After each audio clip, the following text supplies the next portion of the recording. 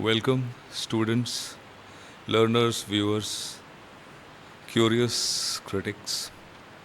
I'm here with a new document, a new presentation, and I'm going to discuss the hotel guest bill.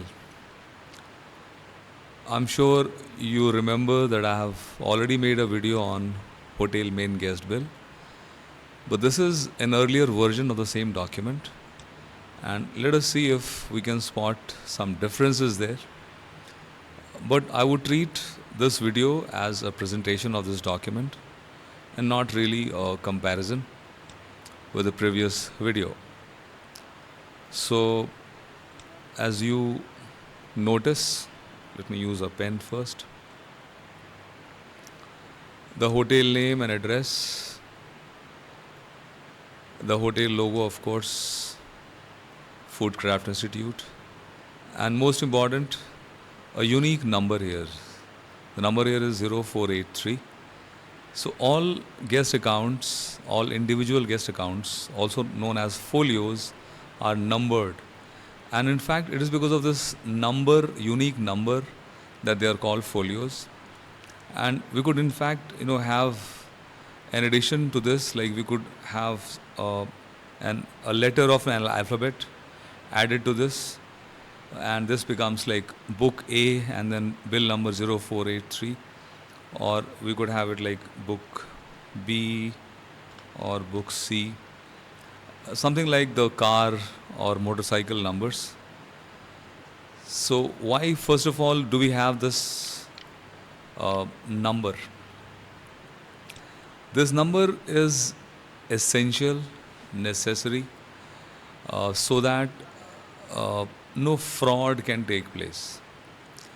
Now, how can fraud take place? If it is not numbered, then anybody can use any copy of this bill, accept payment from the guest, and then simply make the document disappear, destroy the document, and pretend as if nothing existed before, and hotel would have no ways and means of finding out if the hotel actually made some payment, the guest actually made some payment. So it is important that all these documents, bills, vouchers must be numbered. I think all documents that deal with money, finance, they're always numbered, uniquely numbered. They also contain multiple copies, students, and therefore, if one document, one copy goes missing, then we can always refer to the second copy, lying with some other department, some other employee. Now, dial is of course phone number, and this is the telegram address of the college, Hotel FCI, Bhojan Kala. And here we write the date on which this bill is opened. This bill could be opened during reservation also, and this could be opened at check-in also. So whatever is the date, let's say today is 31st, so we could something like, we could write the date here, 31st March 2021. So you know that this document was opened on 31st, and when this document is closed, of course, it will have details below. On the date on which this bill is settled, the date will be entered somewhere there. So let us first go through the headings here.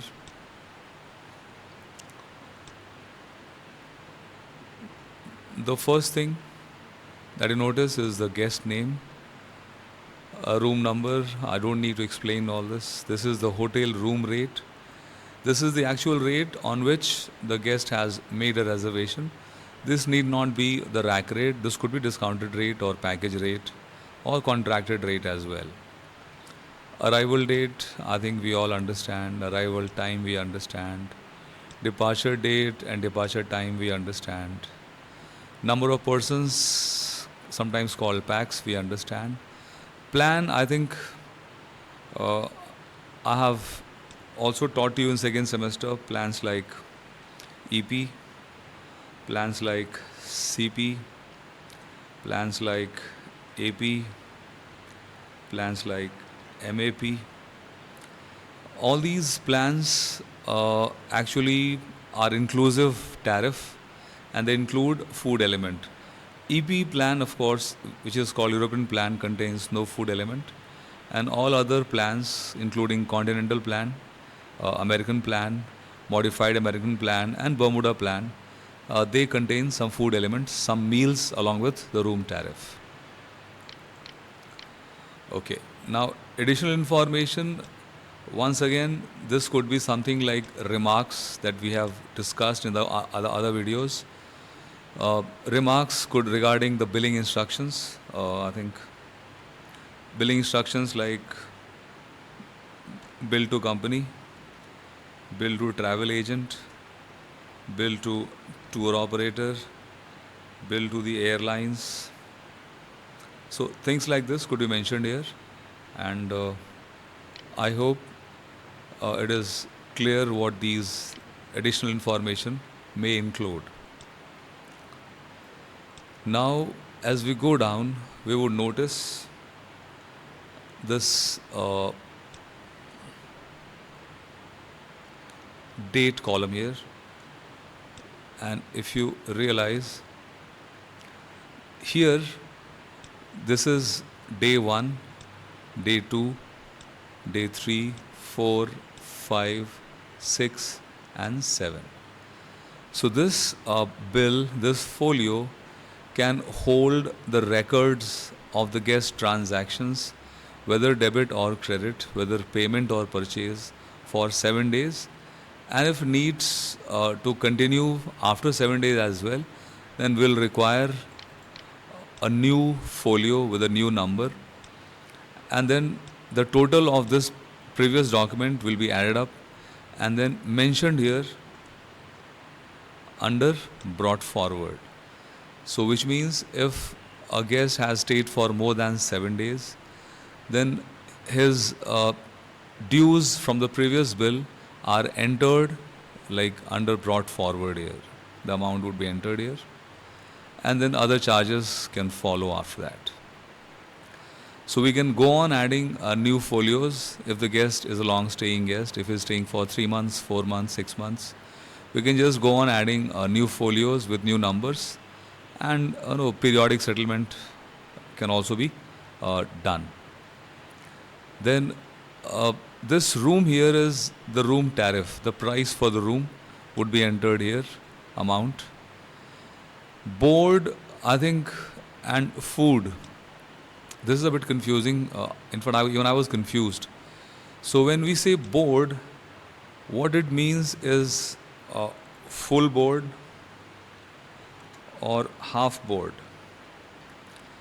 Full board means all the 3 meals would be provided, and half board means only 2 meals would be provided.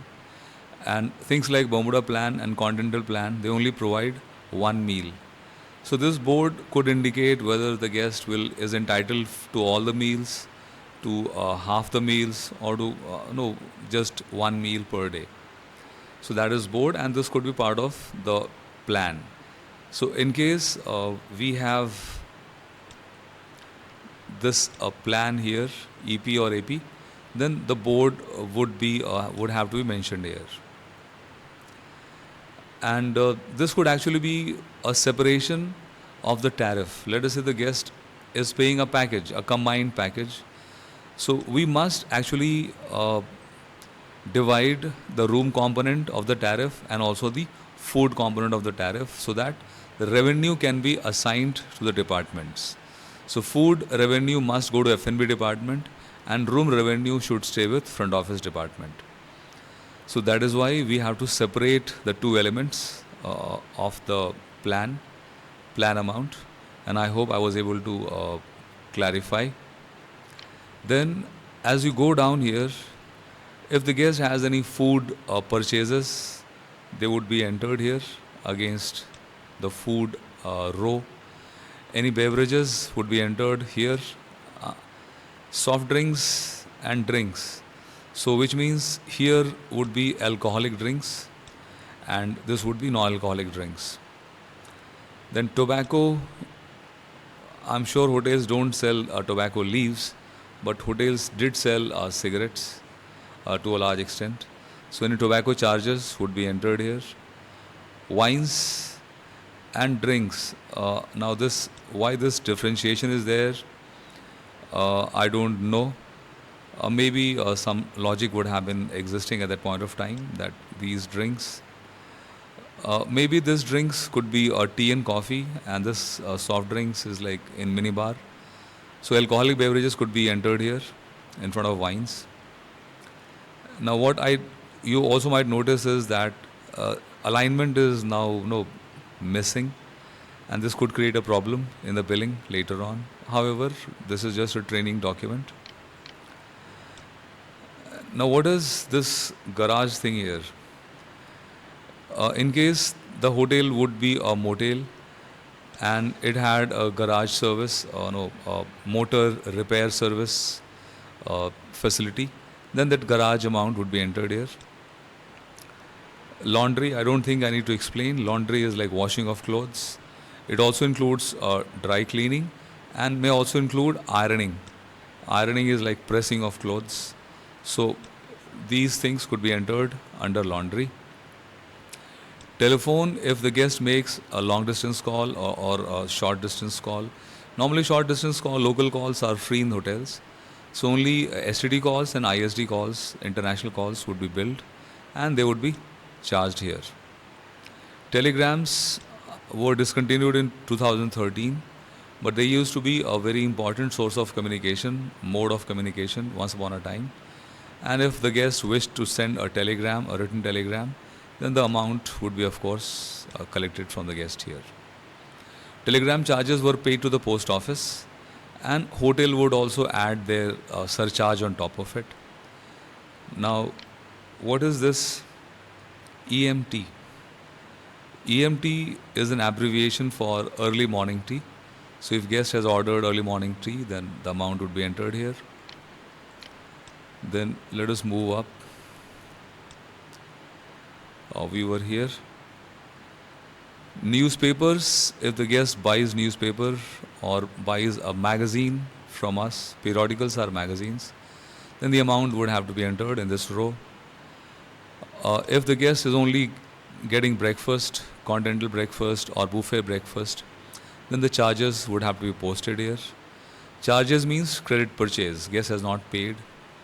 We have another entry for tea and coffee, so it's getting a bit confusing, but it could be also be a misprint. So tea coffee charges here, lunch charges separately. This could be for buffet, I believe. Afternoon tea is a separate heading. So you see, we have no distinct heading for all kind of charges, and maybe when this document was printed, these charges were in vogue, and people used to have such transactions in great numbers. Now, what are snacks? Snacks are the food items that are consumed between meals. There are three meals: lunch, breakfast, and dinner. And if you feel hungry in between, then you would order a snack. The most popular example of snacks would be a sandwich. An Indian example would be pakoras. Cocktail bar serves cocktails, and the bill amount would be entered here. Dinner is again a separate entry, so we have separate entries for breakfast, lunch, and dinner. So there must be a logic. This could be for buffet. This could also be for breakup of the plans. For example, American plan includes all the three meals, and we wish to separate the monetary value of each meal. So we have to allocate a value to breakfast, allocate a value to lunch, and allocate a value to dinner as well, so that we can actually start assessing the performance of a breakfast shift, lunch shift, and dinner shift. So it gives us an idea which is the most popular meal in our hotel, and then we can take decisions based on that. Moving up a bit further, what is VPO? Abbreviation VPO stands for Visitors Paid Out. Visitors Paid Out is any money that a hotel pays on behalf of a guest to a third party.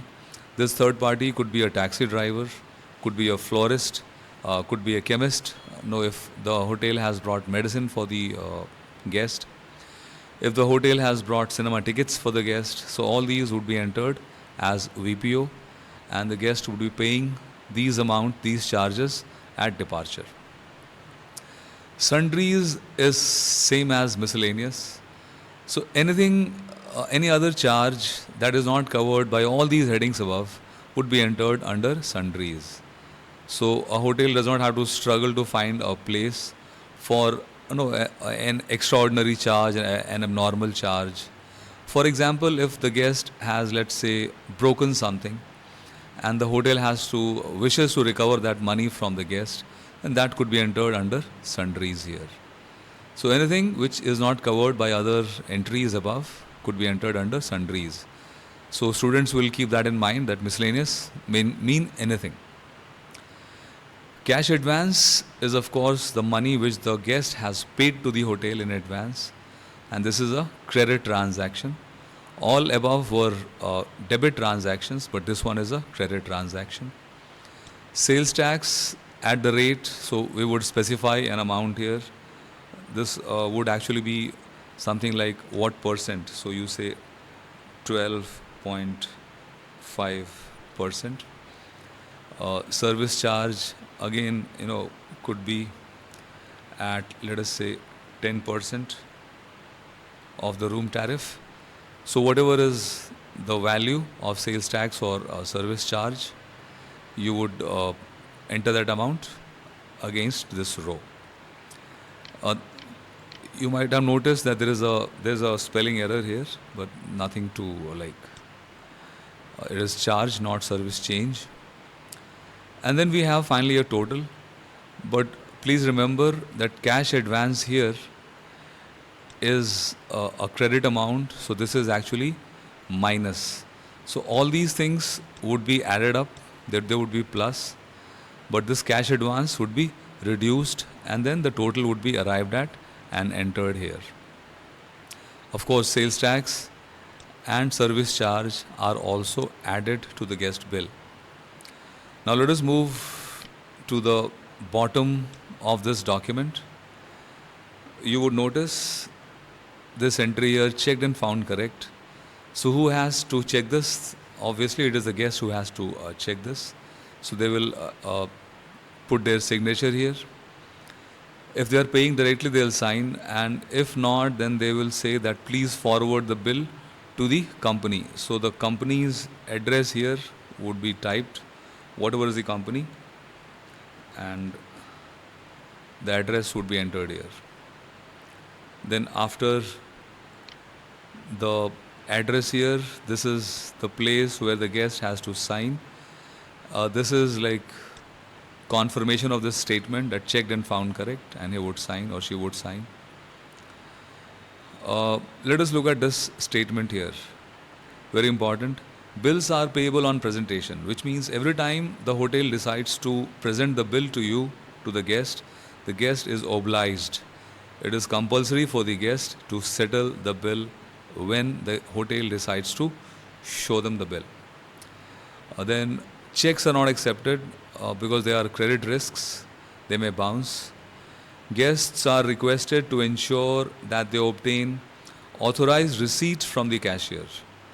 So this receipt you notice here, I have made a video on receipt, cashier's receipt or cash receipt voucher. So that's a separate document, and the payment which the guest makes finally at departure, against that the cashier is supposed to issue a receipt, and that receipt is what is meant here. And we are also saying, it's not very clear, but it is saying no tipping please. Now I don't know why no tipping is being asked.